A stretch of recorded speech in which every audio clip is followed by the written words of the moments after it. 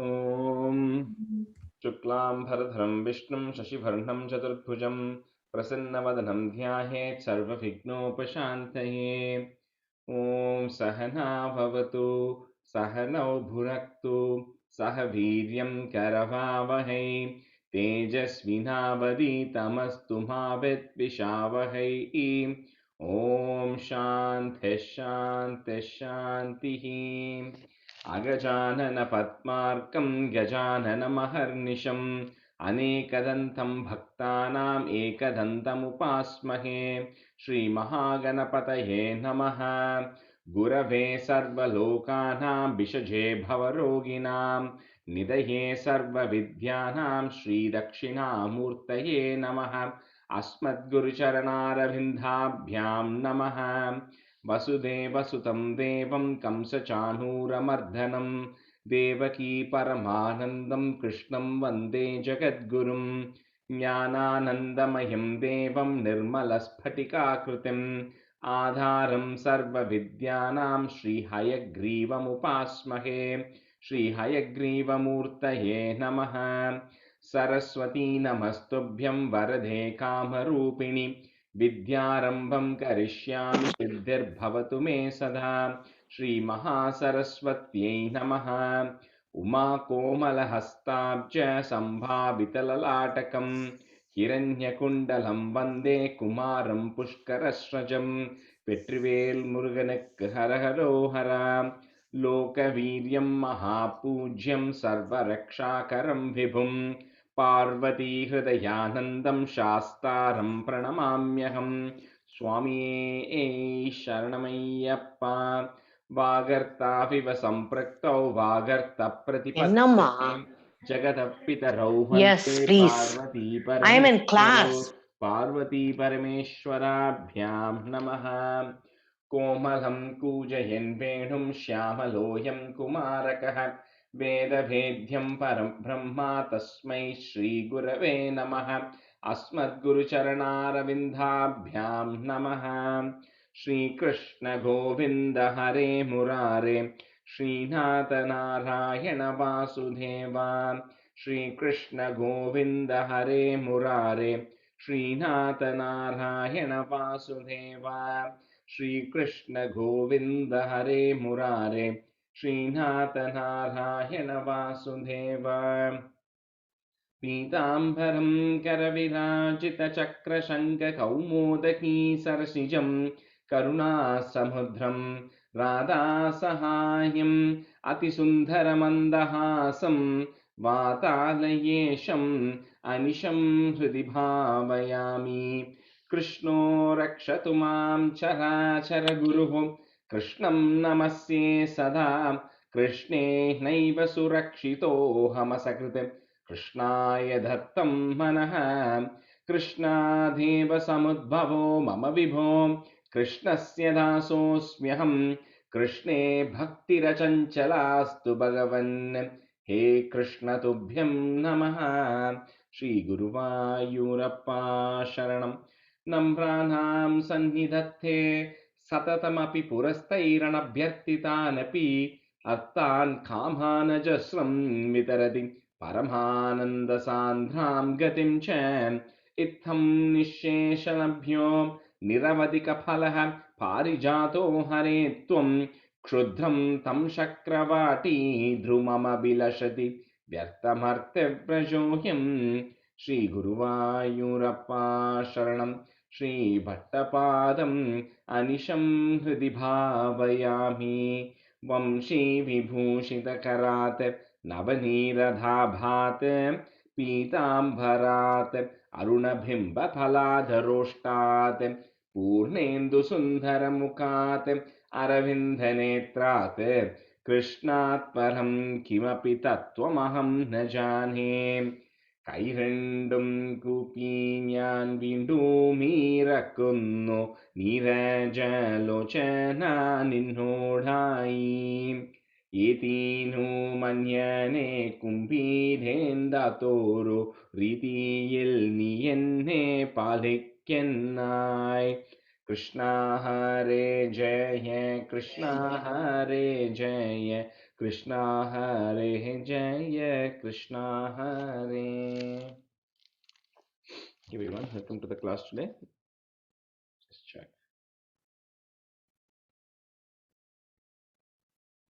Okay. Srividya, this is you. Srividya Niga, can you yeah, Srividya Ramesh, can you say 69 today? Yes, yes. Okay, and then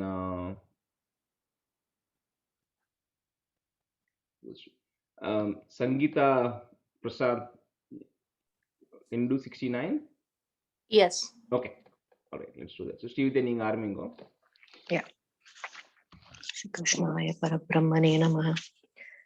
केशपाशधृतपिञ्चिका वितति सञ्चलन् मकरकुण्डलम् हारजालवनमालिका ललितम् अङ्गरागगनसौरभम् पीतचेलधृतकाञ्चिकाञ्चित मुदञ्चदं शुमणिनूपुरं रासकेलिपरिभूषितं तव हि रूपमीश कलयामहे तावदेव कृतमण्डने कलित कञ्चुलीककुचमण्डले खण्डलोलमणिकुण्डले युवतिमण्डले तपरिमण्डले अन्तरासकलसुन्दरी युगलमिन्दिरारम सञ्चरन् मञ्जुलां तदनुरासकेलिमयि कञ्चनाभसमुपाददाः वासुदेव तव भासमानमिह रासकेलिरससौरभम् दूरतोऽपि खलु नारदागदित माकलय्य कुतुकाकुलाः वेशभूषणविलासपेशलविलासिनी शतसमावृता नाकतो युगपदागता वियति वेगतोतसुरमण्डली वेणुनादकृततानदानकलगानराग गतियोजना लोभनीय मृदुपादपातकृततालमेलनमनोहरम् पाणिसङ्क्वणितकङ्कणाञ्च रंसलम्बितकराम्बुजम् श्रोणिबिम्बचलदम्बरं भजत रासकेलिरसडम्बरम् श्रद्धया विरचितानुगानकृततारता मधुरस्वरे नर्तने तललिताङ्गहार नुलिताङ्गहार मणिभूषणे सम्मदेन कृतपुष्पवर्षमल मुन्निशं द्विविशदां कुलम् sorry, underline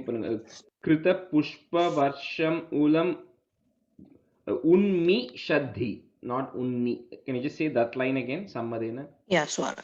सम्मदेन कृतपुष्पवर्षमलमुन्निशं द्विविशदां कुलम् चिन्मये त्वयि निलीयमानमिव सम्मुमोहसवधूकुलम् அது உங்களோட அந்த third lineல வந்து this is unni அல்ல unmi ma third line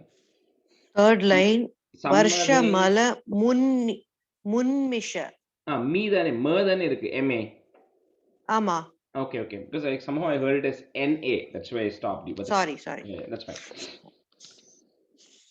स्विन्नसन्नतनु Vallari तदनु कापि नाम पशुपाङ्गना कान्तमं समवलम्बते स्म तव तान्तिभारमुकुलेक्षणा काञ्चिदाचलितकुन्तला नवपटीरसा रघनसौरभम् वञ्चनेन तव सञ्चुचुम्भभुज मुञ्चितोरुपुलकाङ्कुरा कापि Manchitoru. Bhujam, actually it's Bhujam Anchitoru, or you can say Bhuja Manchitoru, either is fine, but not mu. वञ्चनेन तव सञ्चुचुम्बभुजमञ्चितोरुपुलकाङ्कुरा कापि गण्ड भुवि सन्निधाय निज गण्डमाकुलित कुण्डलम् पुण्यपूरनिधि सन्ववा पुण्यपूरनिधिरन्ववाप तव पूगचर्वित रसामृतम् इन्दिराविहृति मन्दिरं भुवन सुन्दरं हि नटनान्तरे त्वामवाप्य धनुरङ्घनाः किमु ददु किमु sorry त्वामवाप्य दधु धदुरङ्गनाः त्वामवाप्य धदुरङ्घना किं मुनसं मधो मधदशान्तरम् गानमीश विरतं क्रमेण किल वाद्यमेलनमुपारतं ब्रह्मसम्मदरसाकुलः सदसि केवलं न ऋतुरङ्गनाः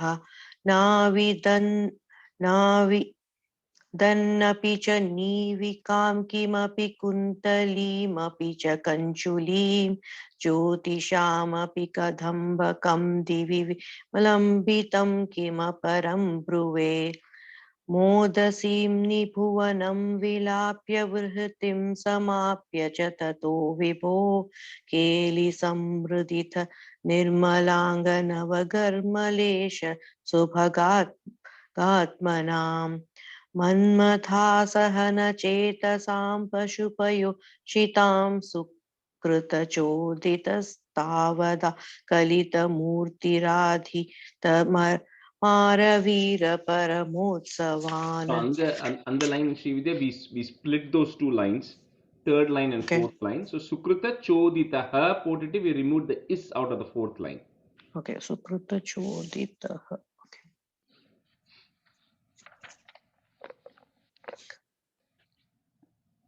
Okay.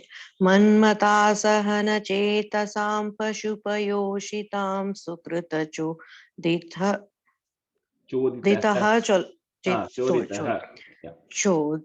मन्मतासहन चेतसां पशुपयोषितां सुकृतचोदितः तावदा कलितमूर्तिरादितम् Aarveer परमोत्सवान्. मूर्तिराधदिता. Okay. मूर्तिराधदिता. Sorry. Okay. केलिभेद परिलोलिता लोलिताभिरतिलालिताभिरभलालिभिः स्वैरमीश ननुसूरजापयसि चारुणामवहृतिं व्यदाः काननेऽपि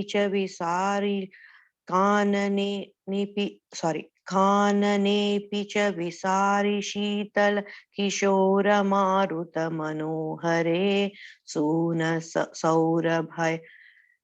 सूनसौरभमये विलेसित Vilasini शत विमोहनम् कामिनीरितिः यामिनीषु खलु कामनीयकनिधे भवान् पूर्णसम्मधरसार्णवं कमपि योगि गम्यमनुभावयन् ब्रह्मशङ्करमुखानपीह पशुपाङ्गना सुबहुमानयन् भक्तलोकगमनीयरूप गमनीय कृष्ण परिपाहि माम्.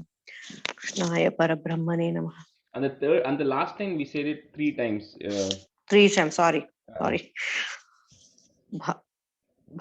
भक्तलोकगमनीय रूप गमनीय कृष्ण परिपाहि माम्. भक्तलोकगमनीय रूप गमनीय कृष्ण परिपाहि माम्. Very good. Thank you. Rajesh, நான் சொல்லட்டுமா அடுத்து? Oh, you are sorry. Sangeeta Prasad சொல்றா.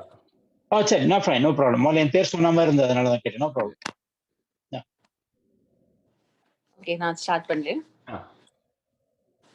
केशपाशधृतपिञ्चिका वितति सञ्चलन्मकरकुण्डलं हारजालवनमालिका ललितमङ्गरागगनसौरभम् पीतचेलधृतकाञ्चिकाञ्चितमुदं च दंशुमणिनूपुरं रासकेलिपरिभूषितं तव हि रूपमीश कलयामहे तावदेव कृतमण्डने कलितकञ्चुलीककुचमण्डले गण्डलोलमणिकुण्डले युवतिमण्डले तपरिमण्डले अन्तरा सकलसुन्दरी युगलमिन्दिरारमणसञ्चरन् मञ्जुलां तदनुरासकेलिमयि कञ्चनाभसमुपाददाः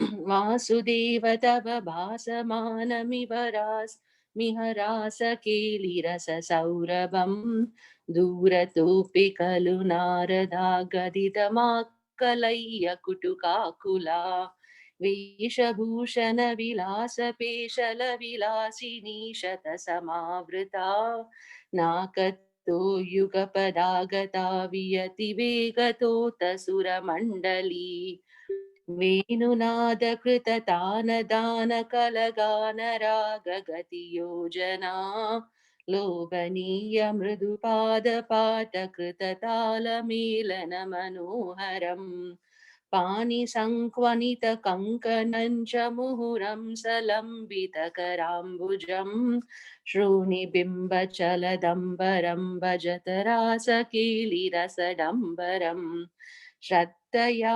विरचितानुगानकृततारतारमधुरस्वरे नर्तनेतललिताङ्गहारललिताङ्गहारमणिभूषणे सम्मदेन कृतपुष्पवर्षमलमुन्मिषद्दिविशदां चिन्मये त्वयि निलीयमानमिव सम्मुमोहसवधूकुलम् स्विन्नसन्नतनुवल्लरी तदनु कापि नाम पशुपाङ्गना कान्तमं समवलम्बते स्म तव तान्तिभारमुकुलेक्षणा काचिदाचलितकुण्टला नवपटीरसारगणसौरभं वञ्चनेन तव भुजं मञ्चितो तोरुपुलकाङ्करा कापि गण्ड Sorry, Sangeeta, and the last line, Bhujam Anchitoru Pulakang Kura. कुरा काचिदाचलितकुन्तला नवपटीरसारगणसौरभं वञ्चनेन तव भुजमञ्जितोरुपुलकाङ्कुरा कापि गण्डभुवि सन्निधाय निजगण्डमाकुलितकुण्डलं पुण्यपूरनिधिरन्नवाप तव पूगच वितरसमामृतम् Sorry, and the Puga Charvita Rasamritam. रसामृतम् ओके कापि गण्डभुवि सन्निधाय निजगण्डमाकुलितकुण्डलं पुण्यपूरनिधिरन्नवाप तव पूगचर्वितरसामृतम् इन्दिराविहृतिमन्दिरं भुवनसुन्दरं हि नटनान्तरे तामवाप्य दद्दुरङ्गना किमुन मददशान्तरम् Sorry, and the last line is Tuam, not Tham, okay? The last line, beginning. Okay, yeah, okay, sorry. गानमीश विरतं क्रमेण किल वाद्यमेलनमुपारतं ब्रह्मसम्मदरसाकुला सदसि केवलं ननु तु रङ्गनाः नाविदन्नपि च नीविकां किमपि कुन्तलीमपि च कञ्चुलीं ज्योतिषामपि कदम्बकं दिवि विलम्बितं किमपरं ब्रुवे मोदसीं भुवनं विलाप्य विहृतिं समाप्य च ततो विभो केलिसमृदित निर्मलाङ्गनवकर्मलेश शुभगात्मनां मन्मता सहनचेतसां पशुपयोषितां सुकृतचोडितः तावदा कलितमूर्तिराददितमारवीरपरमोत्सवान् केलिवेदपरिलोलिताभिरतिलालिताभिरब बलालिभिः स्वैरमीशननुसूरजापयसि चारुनाम विहृतिं यदाः काननेऽपि च विसारि शीतलकिशोरमारुतमनोहरे सूनसौरभमये विलेसितविलासिनी शतविमोहनम् कामिनीरितिः यामिनीषु खलु कामनीयकनिदे भवान् पूर्णसम्मदरसार्णवं कमपि योगि गम्यमनुभावयन् ब्रह्मशङ्करमुखानपीह पशुपाङ्गना सुबहुमानयन् भक्तलोकगमनीय रूपकमनीय कृष्ण परिपाहि माम् भक्तलोकगमनीय रूपकमनीय Krishna. And the last, it's hard to get back to the next line, but right. Bhaktalokagamaniya rupakamaneeya Krishna paripahi maam. भक्तलोकगमनीय रूपकमनीय Krishna परिपाहि माम्. Very good. Okay, so we'll start with 98. So, Srividya Sriram, can you be a student? And Vijay? Yeah, sure. Okay. Vijay, you available then? Yes, I'm available. Alright, so let's go to 98. It's a long dasakam, and I'm also going to be telling the meaning, so let's somehow try to see if we can fit it in the class. So, this is also a very important chapter, right? That's why we kind of picked it. So, in the Krishna Avataram ended with Dasakam 88. 88 or 89, 89, I think. That's where Krishna Avataram ends. And then everything after that, from 90 onwards, is really philosophical stuff. So, but in there, we are only focusing on 98 because it's more like a meditation kind of a thing, or it can also be considered like a namaskara mantram, like it's there in every other for every other god or goddess, right? Andamari you can consider this as well. So we'll start. Stanza 1. Yasmin etad vibhatam yata idam abhavat yena chedham hyayetate yosmaduttirna rupaha khalu sakalamidam bhasitam yasya bhasa यो वाचां धूरे पुनरपि मनसां यस्य देवा मुनीन्द्राः नो विद्युस्तत्त्वरूपं किमु पुनरपरे कृष्ण तस्मै नमस्ते. So in the previous chapters, Bhattacharya had actually already talked about in the Gita Varamari, Bhakti Yoga, Karma Yoga, Ella he has already described. So this one is, since we are not doing all that and we're kind of jumping this thing here a little bit. So in there again, he's just finally summarizing whatever he feels, and then he's meditating on Krishna in this case. So in the stanza, what he's saying is this Brahman, his definition, the way he's defining it as, that is the one from which the universe got created. That is the Brahman is the one which is manifesting itself in the form of a universe. And this Brahman also is the one into which the universe is eventually going to come into or merge into. And it is the universe itself. So it's kind of defining it in every possible way. Right? Adhe mari, the light which is illuminating the universe is also the Brahman, and the light itself, the lit universe is also the Brahman, right? It's kind of defining it in all dimensions. And in the end, he says, is this definition, it is not easy to comprehend. So forget us. He's saying even the sages cannot comprehend. So what about people like us? So he literally says like, Kimu Punapare. So what about people like normal people cannot comprehend it, but it doesn't matter. That's his point. It doesn't matter because to that Krishna, that Tasmai Krishna, to that Krishna, my salutations. Krishna Tasmai Namaste. So, but Krishna is that, so I don't care even if I don't understand it, but I can refer to or reference Krishna. So, namaskarams to that Krishna. So, yasmin netat vibhatam. So, you can break it at yasmin netat vibhatam yatha idam abhavat. So, after abhavat, you can put a comma. So, the dye in Sanskrit, like dya should be there. So, you break it into idam abhavat, comma. Next, you start with ya. Yena chedam ya etat. Again, end the line with it, put a comma. Next line it should be dyo. Dyo remove the dyo and put yo. So why? So yosmad uttirna rupaha, comma, khalu sakalamidam bhasitam yasya bhasa. Esminnetad vibhatam yata idham abhavat yena chedam yayetat yosmadhuttirna rupaha खलु सकलमिदं भासितं यस्य भासा.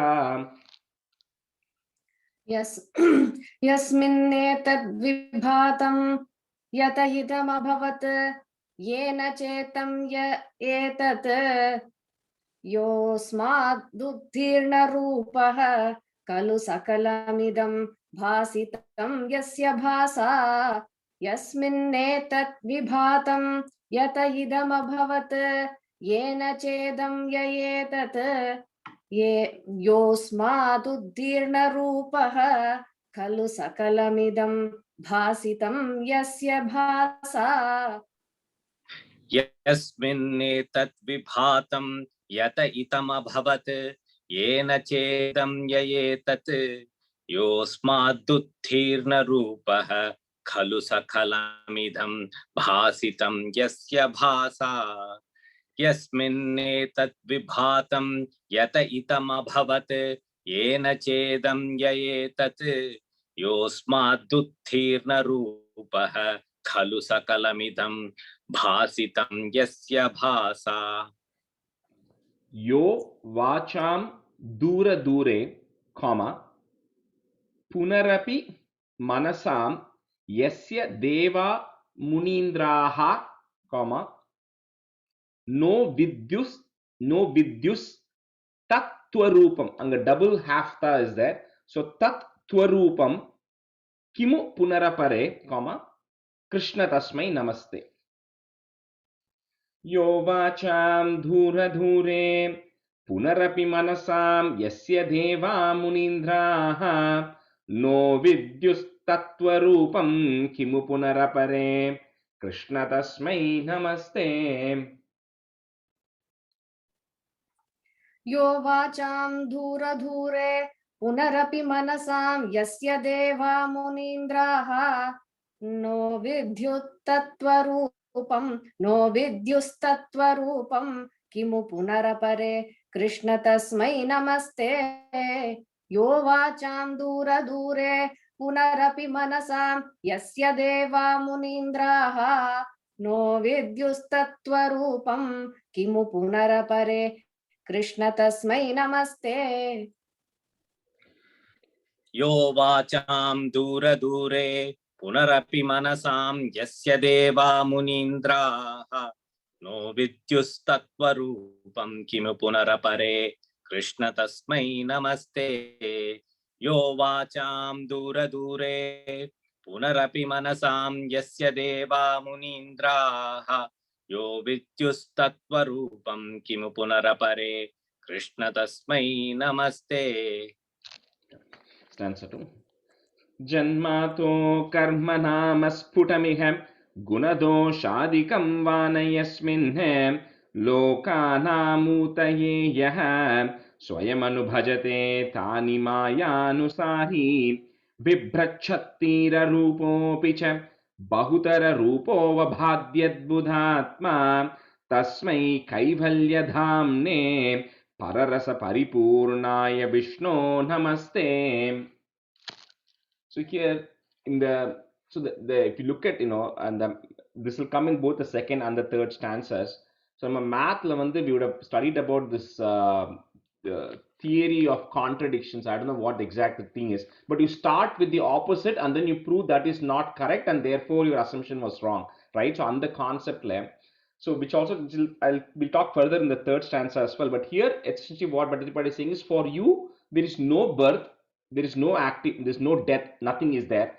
However, you do take or appear, right, in the form of various avatarams in the world for its protection, because we've seen through all the avatarams we've seen is you do appear briefly or for a period of time for the various avatarams, and when you appear in those avatarams you then start having certain attributes and qualities, but the Brahman itself by its default does not have any of that stuff. And all of this is you can comprehend this only when you have vidya. Vidya is knowledge in this case, right? And this knowledge is the knowledge about which is acquired through experience and practice. And for people, most of us here, right, here Bhattacharya says avidya in one of the lines. He says only because it's not because of just the lack of knowledge, but even if you have the knowledge, you should be able to interpret or feel it, right? So that is another challenge. So it's two levels of complexity. So because of our ignorance of not being able to feel it as well, we are not able to comprehend it. But you, in your by default, O Brahman, you do not have any birth, you do not have any death, and you don't have any qualities which are applicable to humans or normal mortals. Janmatho karma nama sputamiha, comma, guna doshadikam vana yasmin, comma, lokanam utaye yaha, comma, swayam anubhajate tani mayanusari. Janmato karma nama sputamiha gunadhoshadikam vana yasmin lokanam utahe yaha swayam anubhajate tani mayanusari. जन्मातो कर्म नाम स्फुटमिह गुणदोषादिकं वा न यस्मिन् लोकानाम् ऊतये यः स्वयमनुभजते तानि मायानुसारी. जन्मातो कर्म नाम स्फुटमिह गुणदोषादिकं वा न यस्मिन् लोकानामूतये यः स्वयम् अनुभजते तानि मायानुसारी. जन्माथो कर्म नाम स्फुटमिह गुणदोषादिकं वा न यस्मिन् लोकानामूतये यः स्वयमनुभजते तानि मायानुसारी. जन्माथो कर्म नाम स्फुटमिह गुणदोषादिकं वा न यस्मिन् लोकानामूतये यः स्वयमनुभजते तानि मायानुसारी. Bibrat Chatir. So that is the first, you have the first bha, then you have the bha, the second bha as well. So Bibrat Chatir Arupo Picha. You can, the ra one you can break it as ir plus a if you want, or just say it together. So Bibrat Chatir Arupo Picha, comma, Bahutara Rupova Bhatyad Bhudatma. Bhatyad Adbhudatma. So Bhatya Adbhudatma, but you can say it together. Bahutara Rupova Bhatyad Bhudatma, comma. It's difficult to break that exactly in the middle. Tasmai Kaivalya Dhamne, comma. Para Rasa Paripurnaya Vishnu Namaste. Bhibrachatira Rupo Picha Bahutara Rupova Bhatyad Bhudatma. Tasmai Kaivalya Dhamne Pararasa Paripurnaya Vishnu Namaste. बिभ्रच्छक्ति अरूपोऽपि च बहुधर रूपो वबाध्यात्पुतात्मा तस्मै कैवल्यधाम्ने पररसपरिपूर्णाय विष्णो नमस्ते. बिभ्रच्छक्तिररूपोऽपि च बहुधर रूपो वबाध्यत्पुतात्मा तस्मै कैवल्यधाम्ने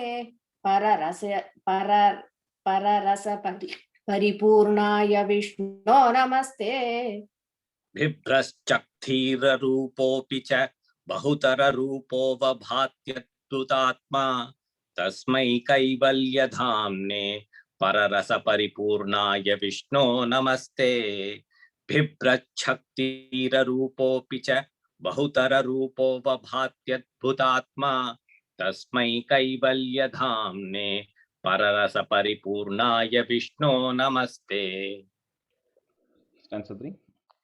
No tiryanchanna martyam na cha suramasuram na striyam no pumamsam na dravyam karma jatim gunamapi sadasatvapi te rupamahuhu shishtam yatsya nishedhe sati nigamashatair lakshana vrittitastath krichrena vedyamanam paramasukhamayam bhati tasmai namaste. So in the mari qualities, how do you define, right? So here Bhadrapad says initially, no thiryanchanna martyam. So you are not a bird or an animal, nor martyam. So you are not a human either. Na suram, you are not a god. Na cha asuram, you are not a demon either. Na striyam, you are not a woman. Na pumamsam, or you are not a man either. Na dravyam, you are not anything which is like a substance or a material, or karma or any action, you are not action either, or jati, you are not any species or any type either. And the attributes that you have, gunamapi, is sat asat. It could be exist, it's not existent, or it is also not existent, right? So in the mari, if you start defining you're not this, you're not this, you're not this, right? The contrary function lab.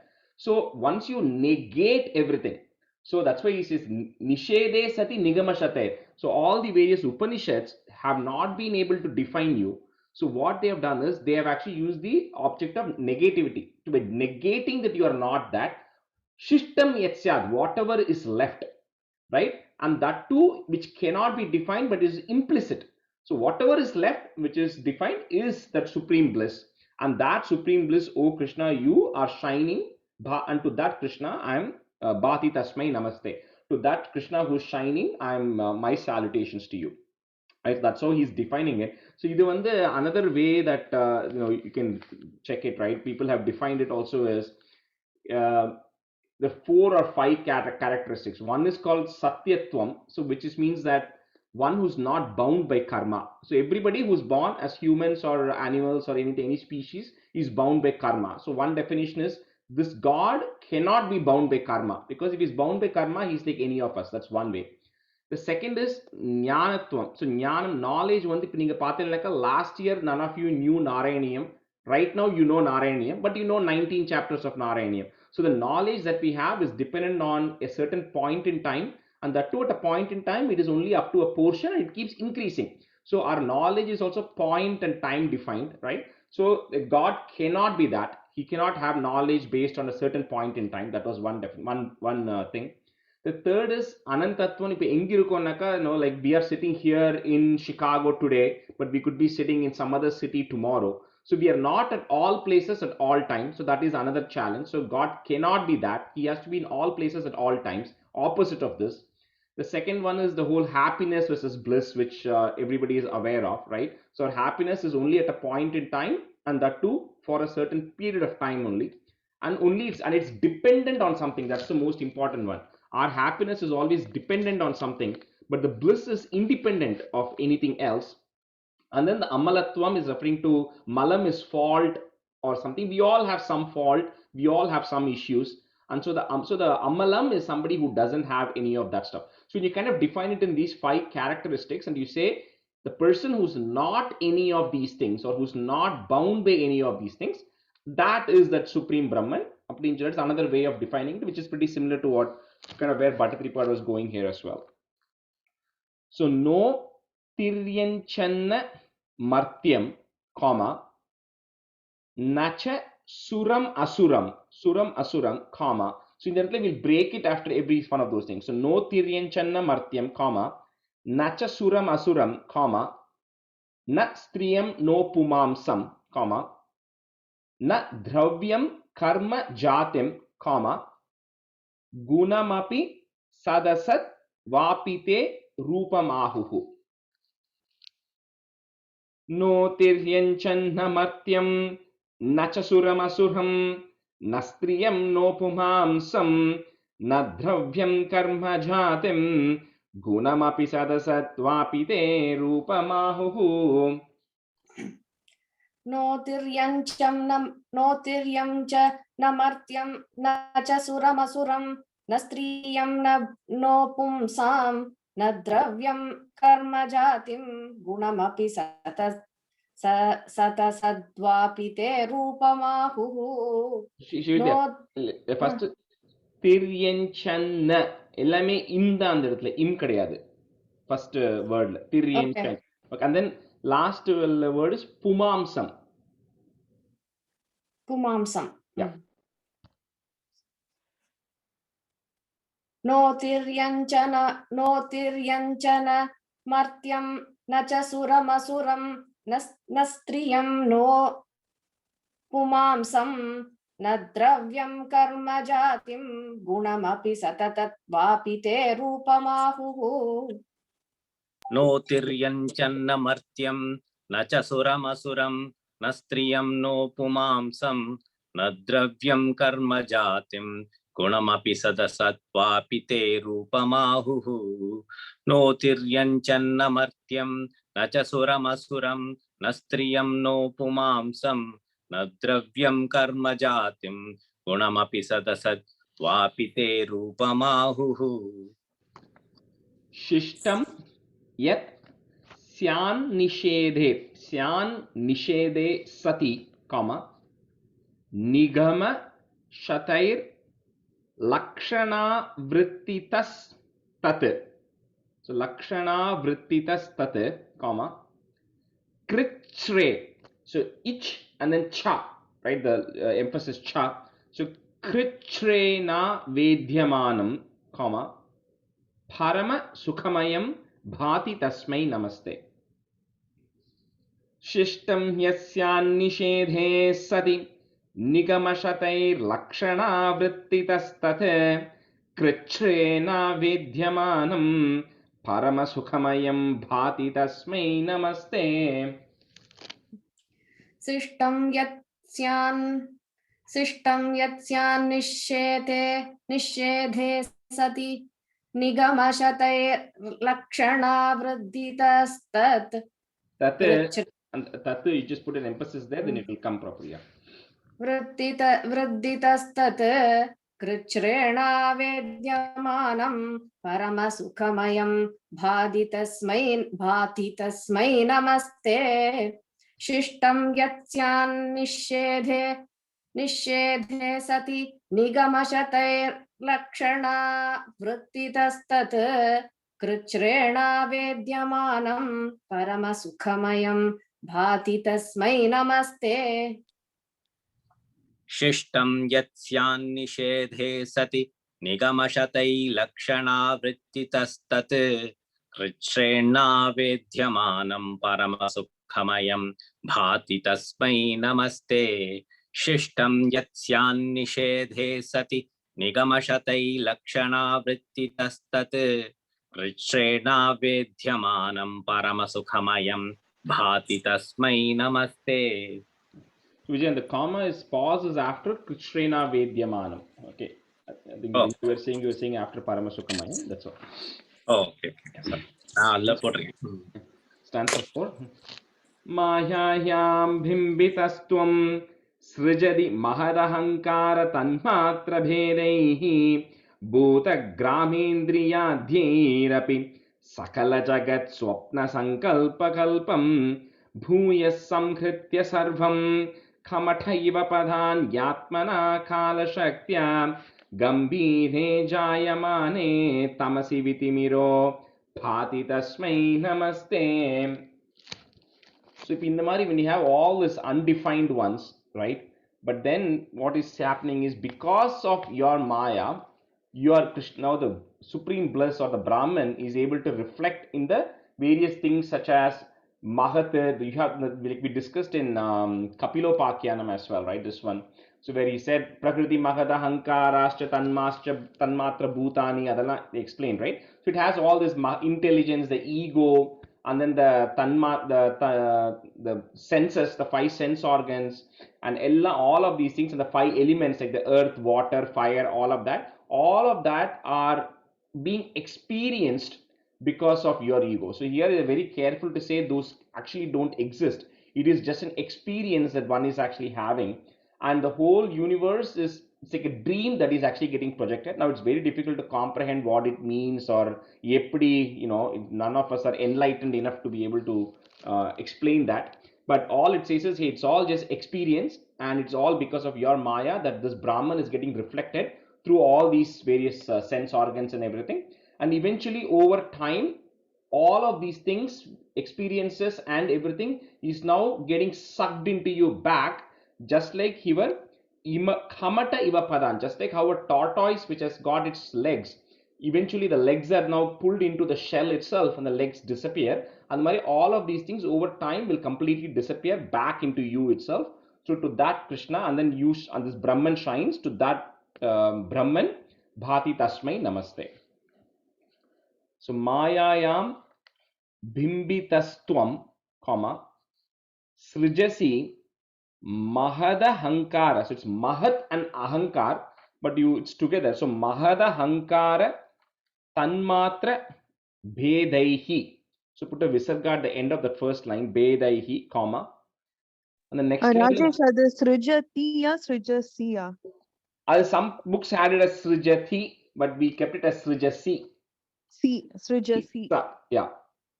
So yes, many of you have it as, some books had it as srijati, some had srijasi. So srijasi mahada hankara tanmatra bhedaihi, put a visarga at the end, comma. So next line, the book mele or irundana, remove it off. So bhuta gramendriyadhyair. So bhuta grama indriya. So it's difficult to break it there. So bhuta gramendriyadhyairapi, comma, sakala jagat swapna sankalpa kalpa. Mahyayam bhimbitastvam srijasi mahada hankara tanmatra bhedaihi bhuta gramendriyadhyairapi sakala jagat swapna sankalpa kalpam. मायायां बिम्बितस्त्वं सृजसि महदहङ्कारतन्मात्रभेदैः भूतग्रामेन्द्रियात्यैरपि सकलजगत्स्वप्न संकल्पकल्पम् मायायां बिम्बितस्त्वं सृजसि महदहङ्कारात्मात्रभेदैः तन्मात्रभेदैः भूतग्रामेन्द्रियात्यैरपि सकलजगतस्वप्न संकल्पकल्पम्. Sakala jagat swapna sankalpa kalpam. That will be easier to break it. Jagat swapna. Okay.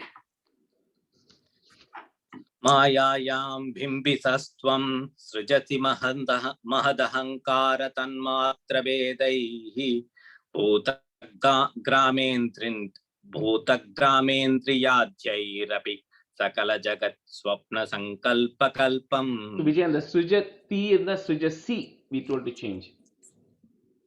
First line. Srijasi. Yeah. Okay. मायायां बिम्बितस्त्वं सृजसि महदहङ्कारतन्मात्रभेदैः भूतग्रामेन्द्रियाद्यैरपि सकलजगत् स्वप्नसङ्कल्पकल्पम्.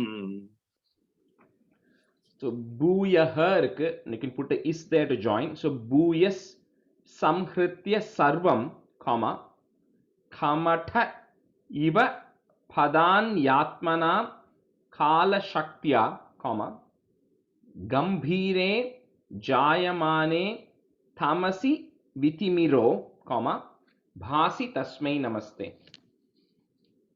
Bhuyas samhritya sarvam खमठ इव पदान्यात्मना कालशक्त्या गम्भीरे जायमाने तमसि वितिमिरो भासि तस्मै नमस्ते। भूयः संहृत्य सर्वं कमट इव पदान् आत्मना कालशक्त्या गम्भीरे जायमाने तमसि विधिमिरो भासि तस्मै नमस्ते। भूयः संहृत्य तस्वं कमट इव पदान्यात्मना कालशक्त्या गम्भीरे जायमाने तमसि विधिमिरो भासि तस्मै नमस्ते। भूयः संहृत्य सर्वं कमठ इव पदान्यात्मना कालशक्त्या गम्भीरे जायमाने तमसि वितिमिरो भासि तस्मै नमस्ते। भूयः संहृत्य सर्वं कमठ इव पदान्यात्मना कालशक्त्या गम्भीरे जायमाने तमसि वितिमिरो भासि तस्मै नमस्ते। शब्द ब्रह्मेति कर्मेत्यनुरिति भगवन् कालयित्यालपन्ति त्वामेकं विश्वहेतुं सकलमयतया सर्वथा कल्प्यमानं वेदान्तैर्यत्तु गीतं पुरुषपरचिदात्माभिधं तत्तु तत्त्वं प्रेक्षा मात्रेण मूलप्रकृतिविकृतिकृत् कृष्ण तस्मै नमस्ते. So I'm going to let's rush through this thing. So again it's referring to that last define panna mari. He's just saying that because you're not any of that, and even the smallest of atom, right, it's defined as you, and this purusha which is now, and the purusha suktatli and children, that is the starting, that is the beginning, right? So that purusha which is the supreme bliss is what is even Vedantam is also telling that is the only thing, because everybody has described you in every conceivable way.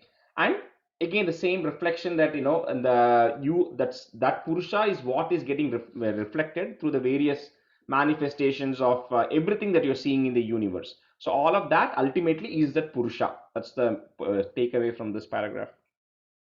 So shabda brahmeti karme, the shabda brahmam is referring to that om, the letters a u see, even that is you. So shabda brahmeti karmetyanuriti, so that you can't break it. So karmetyanuriti bhagavan comma kala ityalapanti comma twamekam vishwahetum comma sakala mayataya sarvatha kalpyamanam. शब्द ब्रह्मेति कर्मेत्यनुरिति भगवन् कालयित्यालपन्ति त्वामेकं विश्वहेतुं सकलमयतया सर्वथा कल्प्यमानम्. शब्द ब्रह्मेति कर्मेत्यनुरिति भगवन् कालयित्यालबन्धि त्वामेकं विश्वहेतुं सकलमयतया सर्वथा कल्प्यमानम्. शब्द ब्रह्मेति कर्मेत्यनुरिति भगवन् कालयित्यालबन्धि त्वामेकं विश्वहेतुं सकलमयतया सर्वथा कल्प्यमानम्.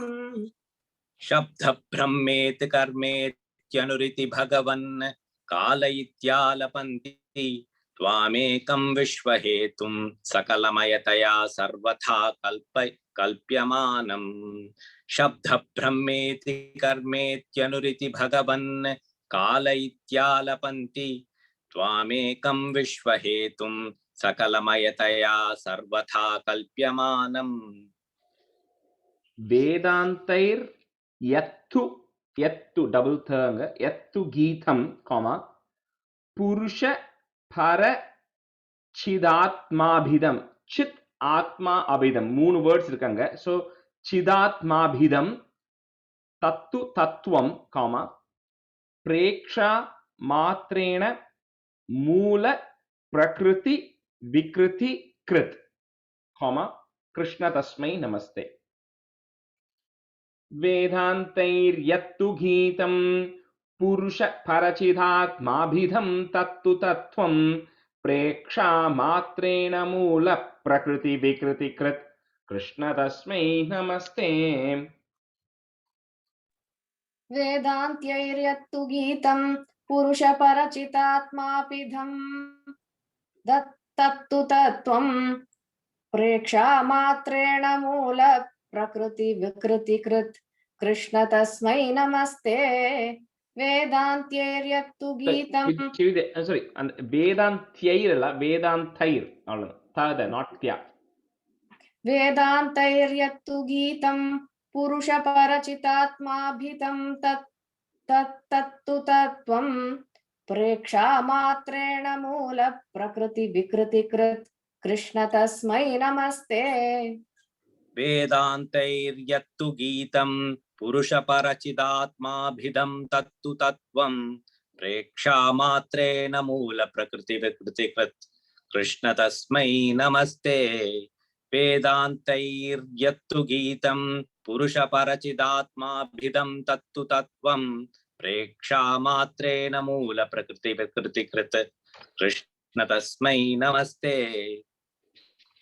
stanza 6 सत्त्वेन सत्तया वा न च खलु सदसत्त्वेन निर्वाच्य रूपा दत्ते यासा भविद्या गुणफणिमतिवद् विश्वदृश्यावभासं विद्यात्वं सैव याता श्रुतिवचनलवैः यत्कृपास्यन्धलाभे संसारारण्यसद्यस्तृटनपरशुतामेति तस्मै नमस्ते.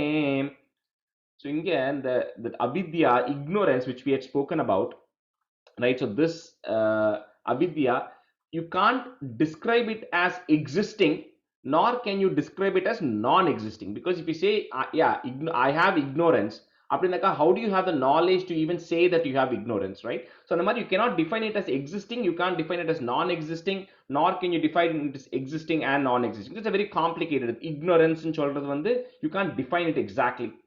And the example here they're giving is just like how gunapani mativat, when you see a rope in darkness, that rope appears like a snake.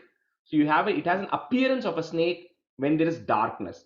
So andamarada, when you have avidya, which is referencing to darkness or ignorance here, then things may appear as two different things, which is the whole and the Advaita philosophy, right? They're saying it appears as two different things because when your soul is so conditioned, and one example they give in Bhagavatam of how this actually happens is they say when you go to sleep and you have a dream, in your dream you are actually visualizing certain things, and the things you visualize now become reality. So it's about, oh, I'm having a vision that I'm actually becoming rich, or you're even daydreaming that you're actually becoming rich, or you want to have more money or a house. Now that becomes a reality or the new set of expectations which you now start chasing. So all of this is completely driven by the mind. That's what they're saying. And the only way you can actually control the mind is when yat kripa syandalave, when your grace, O Krishna, is flowing through like a stream. So when that happens, then that ignorance goes away, as if you take a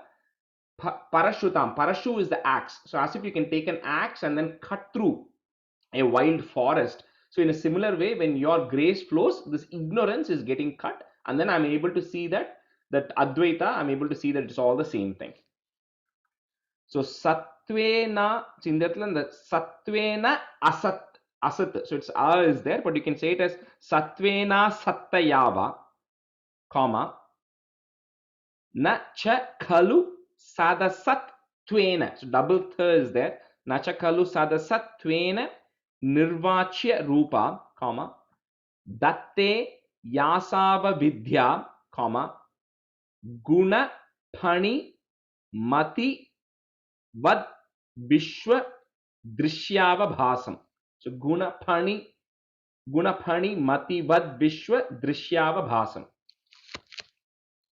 Satvena sattayava na cha khalu sadasattvena nirvachya rupa datte yasava vidya guna phani mati vad vishwa drishyavabhasam. सत्त्वेन सत्तया वा न च खलु सदसत्त्वेन निर्वाच्य रूपा दत्तेया सावविद्या गुणपणिमतिवत् विश्वदृश्यावभासम् सत्त्वेना सत्तया वा न च खलु सदसद्त्वेन निर्वाच्य रूपा दत्तेया सावविद्या गुणपणिमतिवत् विश्वदृश्यावभासम् सत्त्वेन सत्तया वा न च खलु सदसत्त्वेन निर्वाच्य रूपा धत्तेया सावविद्या गुणफणिमतिवत् दृश्यावभासम् सत्तेवान सत्तया वा न च खलु सदसत्त्वेन निर्वाच्य रूपा धत्तेया सावविद्या गुणफणिमतिवत् दृश्यावभासम् विद्यात्वं सैव याथा श्रुति वचन lavaihi. On the yerk male, if you have ir in Sanskrit, remove that ir and put a visarga there. Shruti vachana lavaihi, comma. Yat kripa syanda labhe, comma. Samsararanya, it's one word. Samsara aranya. So samsararanya sadyas trutana parashutameti tasmai namaste. So no comma in that sentence. It's together. Parashutam eti tasmai namaste. Vidyatvam saivayata shruti vachana lavaihi yatkripasyandhalabhe samsararanya sadhyastrutana parashutam eti tasmai namaste.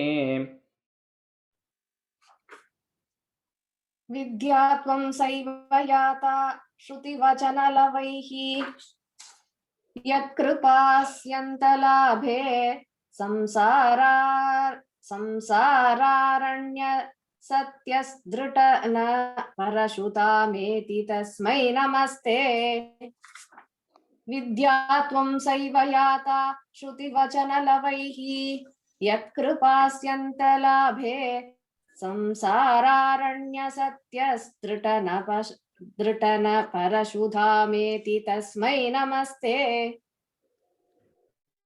विद्यात्वं सैवयाता श्रुतिवचनलभैः यत्कृपास्यन्तलाभे संसारारण्यसद्यस्त्रुटन परुषतामेति तस्मै नमस्ते.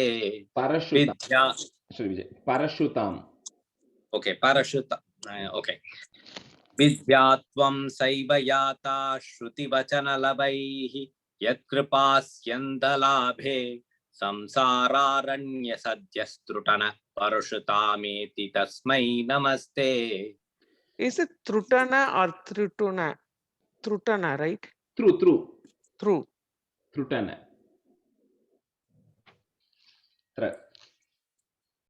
Bhusha suswarnavadhva jagati ghatasharavadike mrittikavate tatve sancintyamane spurati tadanudapya dvidiyam vapuste swapna drashtu prabhode timiralaya vidhau jirna rajjoscha yadvate vidya labhe tataiva sphutamapi vikaset krishna rasmai namaste. So the example here which is given to on the how do you say that non-duality define பண்றதுக்கு, the example is when we wear gold ornaments, we are looking at it as a gold ornament or a jewelry, but what we are realizing it at the end of the day it is just gold. அதே மாதிரி when you look at any vessel, any clay pot that you are actually seeing it, we see it as a pot, but at the end of the day it is just clay. That's what it comes down to. So Andamara, that's the exact example is giving is this universe, or even the other one is when you're dreaming and you suddenly wake up in the middle of the dream thinking it is reality. But then when you wake up, you realize that what you felt was just a dream and it's not reality. So Adhe Mari, what appears may not be what it actually is. Just like how on the previous example where we saw that when there was darkness, the rope appeared like a snake. But when you shine light on it, that rope now appears like a rope, or a snake appears like a rope, right? Reality. So Adhan, that's the exact comparisons he's giving. He's giving all these comparisons to say, just like how we get fooled in all these instances, the same way we also assume that there are two different things, but in reality there is only one thing, and that you will eventually realize, when you get knowledge. Bhushasu swarna vadhva, comma, jagati ghatha sharavadike mrittikavat. So put a it there at the end, mrittikavat, comma. So next line and the tattve, we should have had another extra th there. You can remove that. So next line is tattve sanchintyamane, comma, spurati thadadhunap. And that's it's difficult to break it. So it's thadadhunapyadvidiyam. Three ths are coming, or ths are coming, right? Th, the. Three of them are there. So thadadhunapyadvidiyam vapuste. Bhushasu swarnavadvam jagati ghatashara vadike mrittikavate tattve sanchintyamane spurati thadadhunapyadvidiyam vapuste. Rajesh sorry சின்னது இந்த second தத்வே ரெண்டு இத்து இருக்கு இல்ல அந்த தத்வேக்கு ரெண்டு இத்து இருக்கு, தத்வே ரெண்டு இத்து இருக்கு, பட் அதுக்கும் முன்னாடி there would have been another small it in Sanskritல. மிருத்திகாவத்து அது எண்டுல மிருத்திகாவத்து you put at the end, put a comma there. Okay. Next line is tattve. தத்வே. Yeah. ஒரு தா ஒரு இத், ரைட்? இல்ல ரெண்டு இத்து இருக்கு நடுவுல. தத்வே. Oh, okay, okay, சரி, okay, got it. But அந்த Sanskritல வந்து even before the tha there would have been another half tha. No, இல்ல. Which is why we moved it to it in the first line. Okay, got it. Thank you. Sorry. Yeah. Sorry Rajesh, I got disconnected. And the first line என்னதுன்னு எங்க comma மட்டும் வருதுன்னு மட்டும் சொல்றீங்களா? அந்த ஸ்வர்ண வத்வாக்கு அப்புறம் ஒரு காமா, then மிருத்திகாவத்து comma. The end of the first line is it, mrittikavat, and then you remove that extra it from the second line. Okay, got it. And then bhushasu swarna vadva kapram bhushasu swarna vadva kapram comma, mrittikavat kapram comma, then next line tattve sanchintyamane adukapram or comma, and then the rest of it. Okay, thanks. Bhushasu swarna vadva chakati katashara घटशरा वादिके मृत्तिकावत् तत्वे संचिन्त्यमाने स्फुरति तदधुनाप्यत्यवीयं वपुस्ते भूषासु स्वर्ण वत्वा जगति कटशरा वाधिके मृत्तिकावत् तत्वे संचिन्त्यमाने स्फुरति तदधुनाप्यद्वितीयं वपुस्ते भूषासु स्वर्णवद्वा जगति घटशरा वादिके मृत्तिकावत् तत्वे संचिन्त्यमाने स्फुरति तदधुनाप्यद्वितीयं वपुस्ते भूषासु स्वर्णवद्वा जगति घटशरा वादिके मृत्तिकावत् तत्वे संचिन्त्यमाने स्फुरति तदधुनाप्यद्वितीयं वपुस्ते. Good. Swapna drashtuhu irukku. You can put a F there to join. So swapna drashtuh prabodhe, comma, timira laya vidau jeerna rajjoscha yad vat. Again put a it at the end of the third line, yad vat, comma. So next line la it would have been dvi nu irundirukum, so it becomes vidya labhe tathaiva, comma, sphutamapi vikaset krishna tasmai namaste. Swapna drashtuh prabodhe timira laya vidhau jeerna rajjoscha yadvat vidya labhe tathaiva sphutamapi vikaset krishna tasmai namaste. அந்த இது விகசேத்க்கு அப்புறம் comma கிடையாது இல்லையா? Sputamapi vikaset. Yeah, it's just together. Yeah. स्वप्नद्रष्टुः प्रबोधे तिमिरलयविधौ जीर्णरज्जोश्चयत्वत् विद्यालाभे तथैव स्फुटमपि विकसेत् कृष्ण तस्मै नमस्ते. Vidya Labhe Tathaiva Kapram we paused briefly. Okay. Okay. स्वप्नद्रष्टुः प्रबोधे तिमिरलयविधौ जीर्णरज्जोश्च यद्वत् विद्यालाभे तथैव स्फुटमपि विकसेत् कृष्ण तस्मै नमस्ते. स्वप्नद्रष्टुः प्रबोधे तिमिरलयविधौ जीर्णरज्जोश्च यद्वत् विद्यालाभे तथैव स्फुटमपि विकसेत् कृष्ण तस्मै नमस्ते. स्वप्नद्रष्टुः प्रबोधे तिमिरलयविधौ जीर्णरज्जोश्च यद्वत् विद्यालाभे तथैव स्फुटमपि विकसेत् कृष्ण तस्मै नमस्ते. Stanza 8. Yadbhityoधेति सूर्यो दहति च दहनो वाति वायुस्तथान्ये यद्भीताः पद्मजाद्याः पुनरुचितबलीनाहरन्तेऽनुकालं येनैवारोपिताः प्राङ्निजपदमपि ते च्छ्यावितारश्च पश्चात् तस्मै विश्वं नियन्त्रे भयमपि भवते कृष्ण कुर्मः प्रणामम्.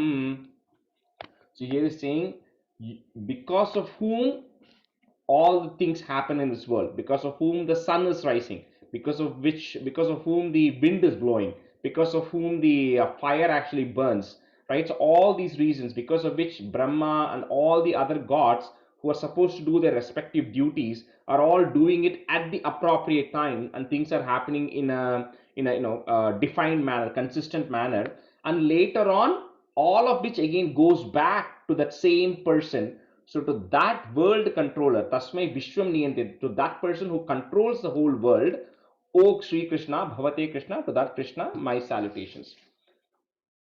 So, Yat Bhityo Dheti Suryo, comma, Dahati cha Dahano, Vati Vayus Tathanye, comma. So Suryo Kaprang, comma, then Tathanye Kaprang, comma. Yat Bitaha, because you can put a F there. So Yat Bitaf Padmajadhyaha, comma. Padmajadhya referring to Brahma here. Padmajadhyaha, comma. Punaruchita Balin Aharante Nukalam. You can say together Balin Aharante in Cholikla, or if you want to break it, Balin Aharante Nukalam. Yat Bhityo Dheti Suryo Dahati cha dahano vati vayustathanye yadbhita padmajadhyaha punaruchita balinaharante nukalam. यद्भीत्योतेति सूर्यो दहति च दहनो वाति वायुस्तथान्ये यद्भीताः पद्मजात्याः बलिनाहरन्तेऽनुकालम्. And the bali, if you say bali, it will come properly. Punaruchita balinaharante. पुनरुचि बलीनाहरन्तेऽनुकालम्. Okay. यद्भीत्योतेति सूर्यो दहति च दहनो वाति वायुस्तथान्ये यद्भीताः पद्मजात्याः पुनरुचितबलीनाहरन्तेऽनुकालम्. यद्भीत्योदेति सूर्यो दहति च दहनो वातु वायुस्तथान्ये यद्भीता पद्मजात्याः पुनरुचितबलीनाहरन्तेऽनुकालम्. यद्भीत्योदेति सूर्यो दहति च दहनो वाति वायुस्तथान्ये यद्भीता पद्मजात्याः पुनरुचितबलीनाहरन्तेऽनुकालम्. Yenai varopitaha.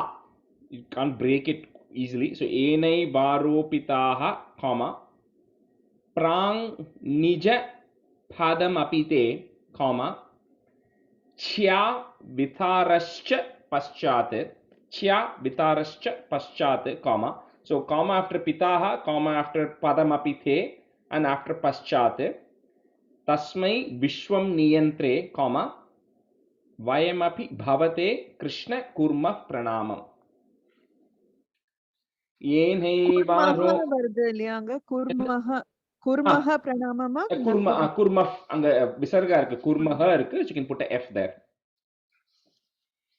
येनैवारोपिताः प्राङ् निजपदमपिते च्या वितारश्च पश्चात् तस्मै विश्वं नियन्त्रे भयमपि भवते कृष्ण कुर्मः प्रणामम्. येनैवारोपिता प्राङ्निजपदमपिते च्या विधार्श्च पश्चात् या वितारश्च पश्चात्, वितारश्च पश्चात् तस्मै विश्वं नियन्त्रे वयमपि भवते कृष्ण कुर्मः प्रणामम्. येनैवारोपिताः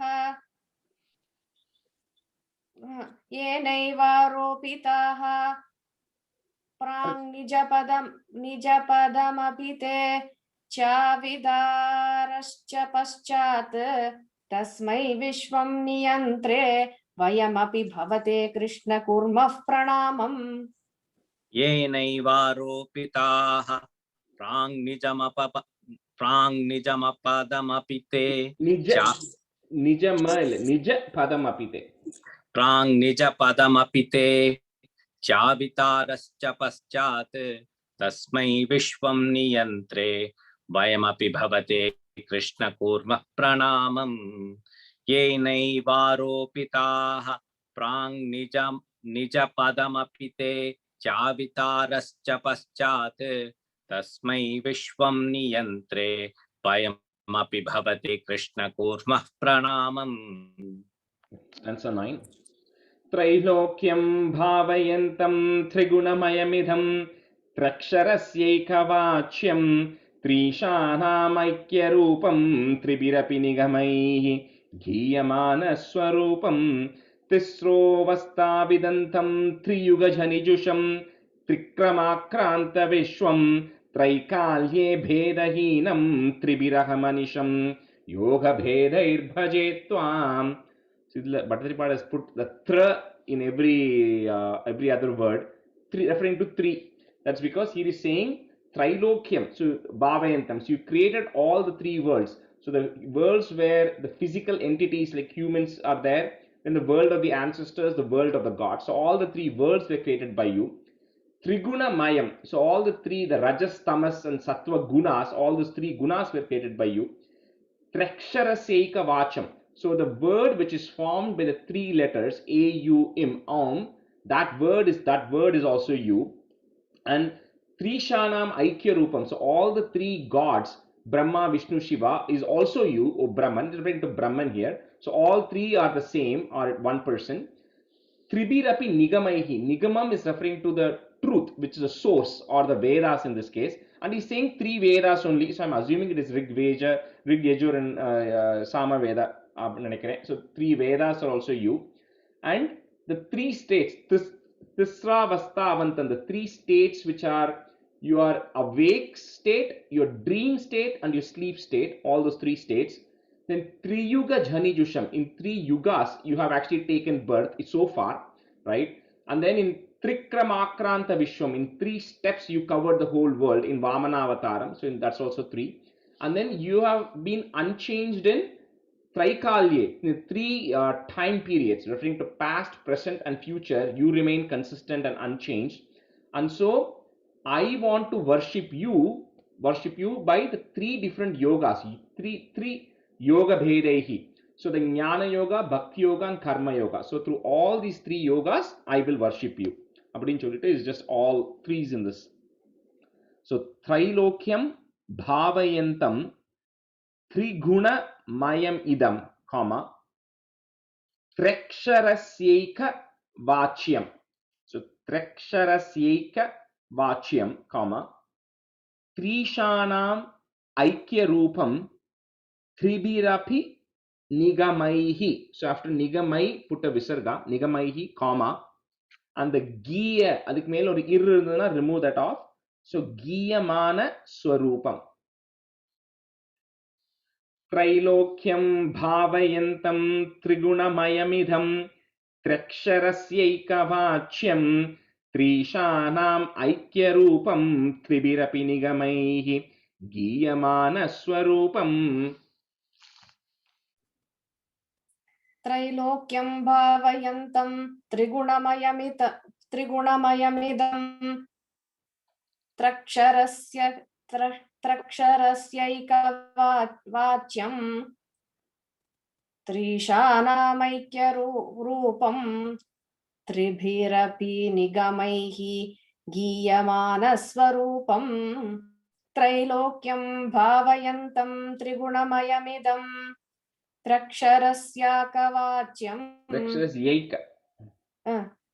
त्रक्षरस्यैकवाचं त्रीशानामैक्यरूपं त्रिभिरपि निगमैः गीयमानस्वरूपम्. So in the first line end வந்து vachyam, okay? Second time you said vacham.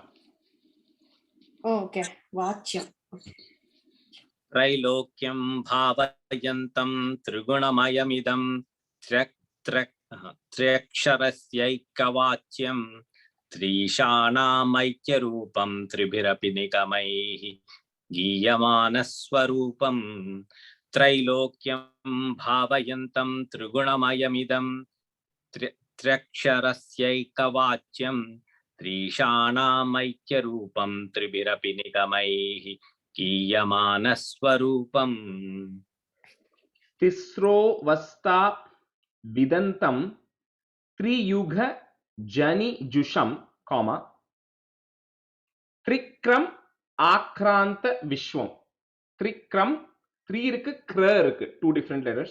त्रिक्रम आक्रांत Viswam, comma, त्रैकाल्ये भेदहीनम त्रिभिरहम अनिशम, comma, योग भेदैर भजे त्वाम. तिस्रो वस्ताभिदन्तं त्रियुगजनिजुषं त्रिक्रमाक्रांत विश्वं त्रैकाल्ये भेदहीनं त्रिभिरहमनिशं योग भेदैर भजे त्वाम. तिस्रो वस्ताभिदन्तं त्रियुगजनिजुषं त्रिक्रमाक्रान्तविश्वं त्रैकाल्ये भेदहीनं त्रिभिरहमनिशं योगभेदैर्भजे त्वाम्. तिस्रो वस्ताभिदन्तं त्रियुगजनिजुषं त्रिक्रमाक्रान्तविश्वं त्रैकाल्ये भेदहीनं त्रिभिरहमनिशं योगभेदैर्भजे त्वाम्. तिस्रोवस्थाभिदन्तं त्रियुगजनिजुषं त्रिक्रमाक्रान्तविश्वं त्रैकाल्ये भेदहीनं त्रिभिरहमनिशं योगभेदैर्भजे त्वाम्. तिस्रोवस्थाभिदन्तं त्रियुगजनिजुषं त्रिक्रमाक्रान्तविश्वं त्रैकाल्ये भेदहीनं त्रिभिरहमनिशं योगभेदैर्भजे त्वाम्. Okay, we have two more stanzas, so we'll skip the meaning here. Satyam shuddham vibudham jayati tava vapuh nityamuktam niriham nirdvandvam nirvikaram nikila gunagana vyanjanadharabhutam nirmoolam nirmalam tannirvadi mahimollasi nirleenamantah nisanghanam muninam nirupama paramananda sandra prakasham. Satyam shuddham vibuddham jayati tava vapuhu. And the ni ki mele, if there's a ir, remove that off and put a visarga, vapuhu, comma. So next is nitya muktam niriham, comma, Nirdvandvam nirvikaram, comma, nikhila guna gana vyanjanadhara bhutam. That vyanjanadhara is one word. Vyanjanadhara bhutam. Satyam shuddham vibuddham jayati tava vapuhu nityamuktam niriham nirdvandvam nirvikaram nikhila gunagana vyanjanadhara bhutam.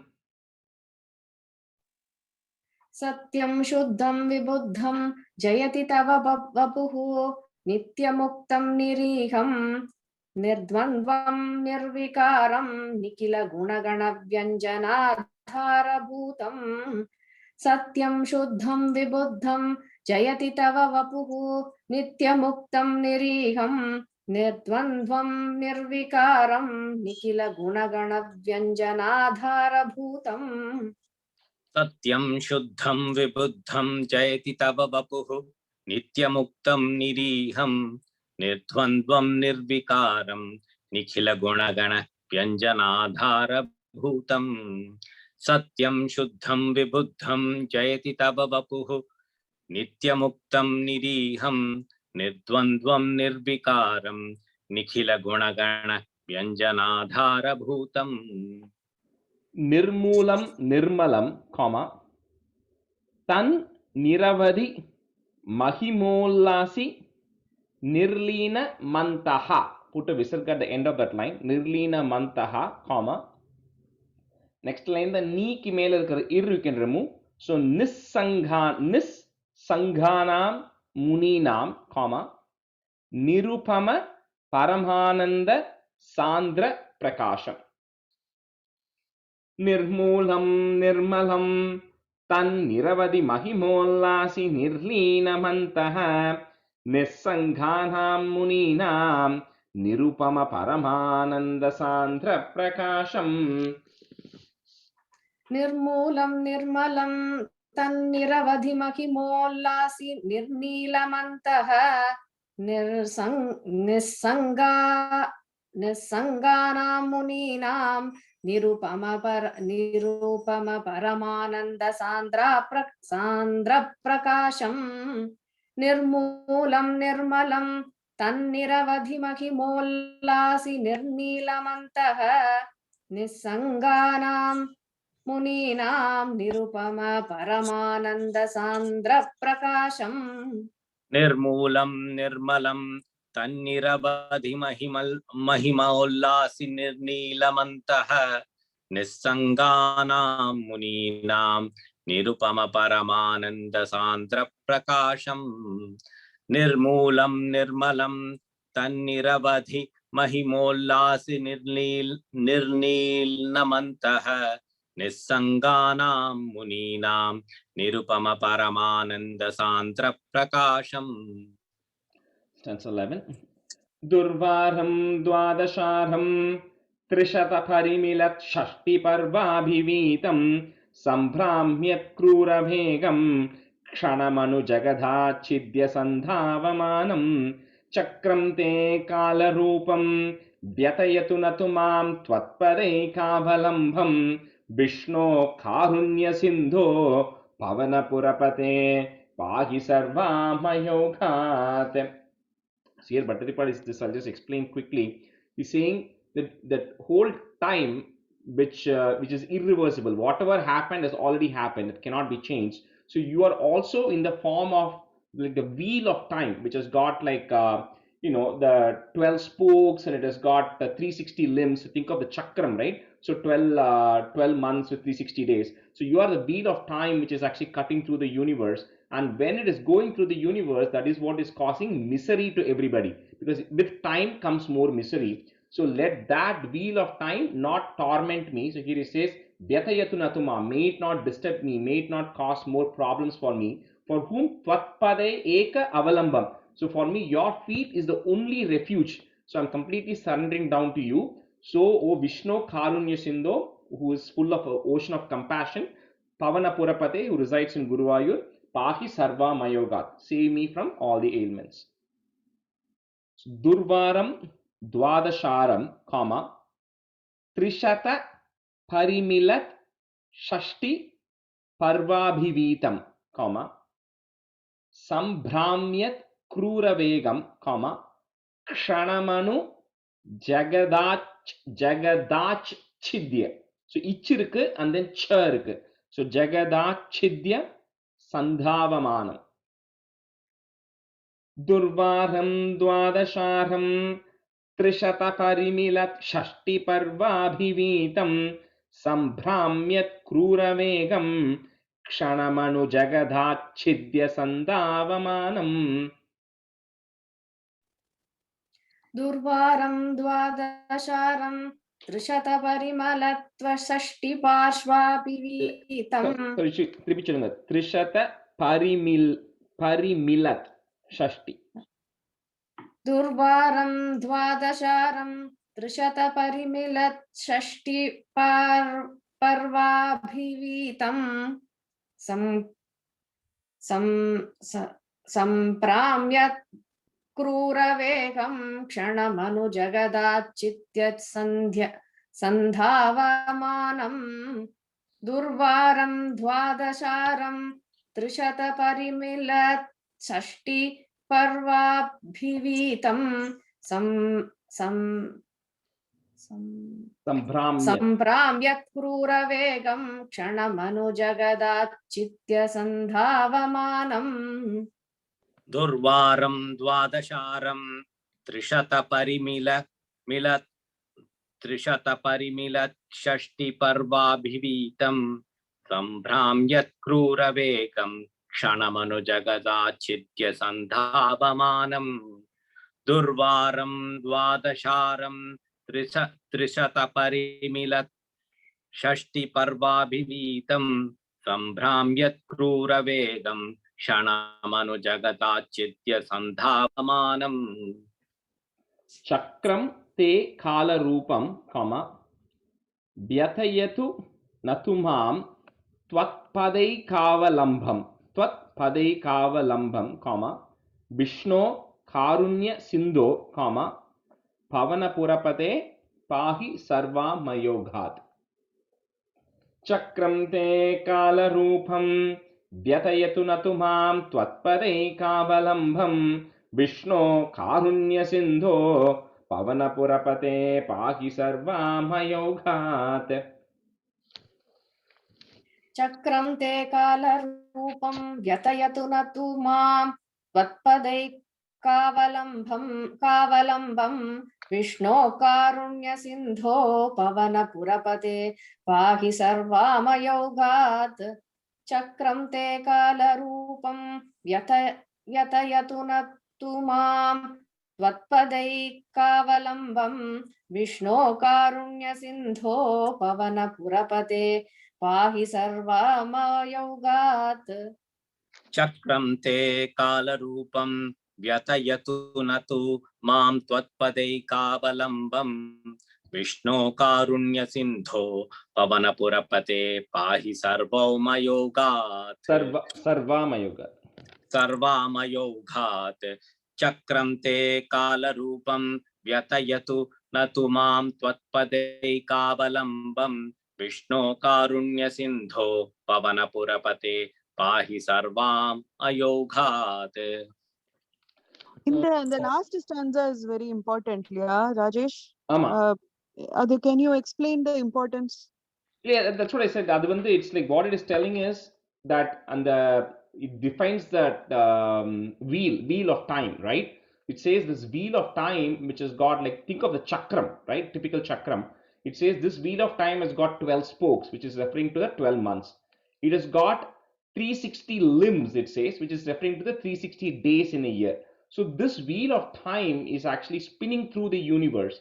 And when this wheel of time is actually going through the universe, that's what is causing misery to everybody, because every time we stay more and more, we are getting more and more worries and more problems, right? So as this wheel of time is cutting through the universe, oh Krishna, I have no other refuge except Tvatpadai Kavalambam. So my only refuge is your feet.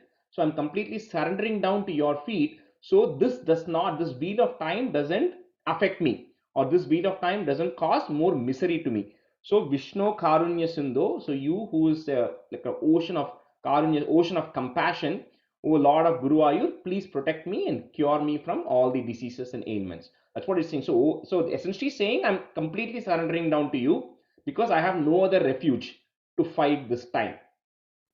That's Right. that's Thank you, Rajesh. I have like என்னோட அம்மாவோட சித்தப்பா, he told me which shlokas are very important to chant, and I have marked this particular shloka as very important. No, this is again, like it said, is because any time where